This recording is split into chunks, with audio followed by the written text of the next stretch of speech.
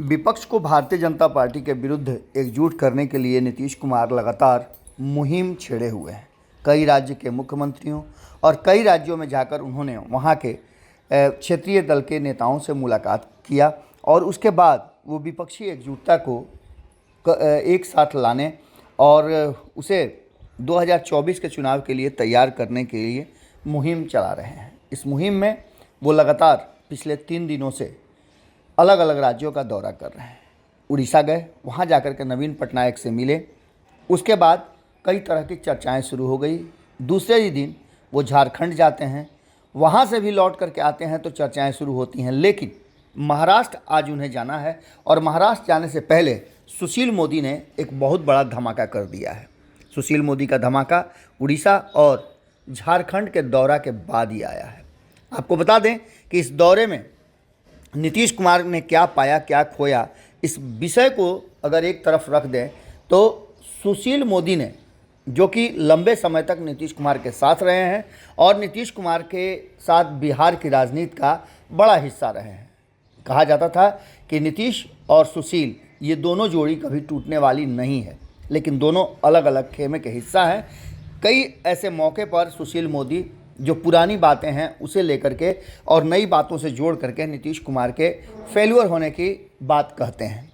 इन्हीं सब बातों में जब उड़ीसा में गए हुए थे नीतीश कुमार, तो वहाँ नवीन पटनायक ने जैसे ही ये बात कही कि हमारे बीच कोई राजनीतिक बातचीत नहीं हुई है, उसको किसी न किसी तरह से पैचअप करने की कोशिश नीतीश कुमार कर रहे थे। लेकिन उससे भी बड़ी बात है कि नवीन पटनायक ने बिहार भवन के लिए जो भूमि आवंटन बिल्कुल फ्री करने की बात कही थी, उसके बाद सुशील मोदी का गुस्सा फूट गया। उन्होंने एक बड़ा धमाका करते हुए कहा कि केंद्र सरकार ने बिहार फाउंडेशन के लिए मात्र 1 रुपये प्रति वर्ग मीटर की दर से वार्षिक किराए 2752 रुपये पर कीमती ज़मीन मुंबई में आवंटित की है। उन्होंने कहा कि यह भूमि रेलवे स्टेशन के करीब और यहाँ बिहार फाउंडेशन का भवन बनाने से राज्य के उन लोगों को काफ़ी मदद मिलेगी जो विभिन्न तरह के इलाज, विभिन्न तरह के कार्यों और कैंसर जैसे गंभीर बीमारी के इलाज के लिए मुंबई आते हैं। उन्होंने कहा कि मुंबई में केंद्र ने बिहार को 1.25 एकड़ भूमि दिया है। पीएम को इसके लिए नीतीश कुमार को धन्यवाद देना चाहिए। ज़मीन के लिए मुख्यमंत्री को चार्टर प्लेन से मुंबई जाने की ज़रूरत नहीं पड़ी। उप मुख्यमंत्री रहते हुए मैंने बिहार फाउंडेशन के लिए केंद्र से लगातार प्रयास करके ये ज़मीन दिलवाई थी। इसके बाद बात यहीं नहीं रुकती है।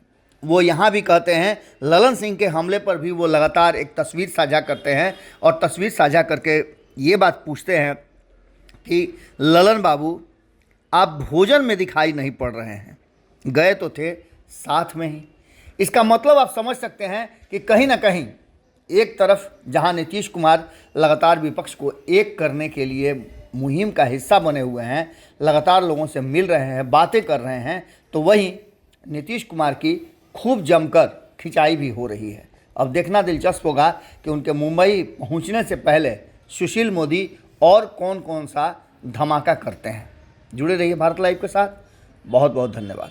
अगर ये वीडियो पसंद आई और वह बिहार के राजनीति और बिहारियत से सरोकार रखेनी तो सब्सक्राइब बटन दबा के चैनल के सब्सक्राइब कर ली। ओजे एगो घंटी बा, ओकरा बटन दबा देला से कुल सटीक और मारक खबर रुआ मुफ्त में मिल जाई। अगर रुआ पत्रकारिता के हमनी के नया प्रयोग में सहयोग कर चाहतानी तो ज्वाइन बटन दबा दी। पेटीएम नंबर नोट कर ली 9386 816 700। धन्यवाद।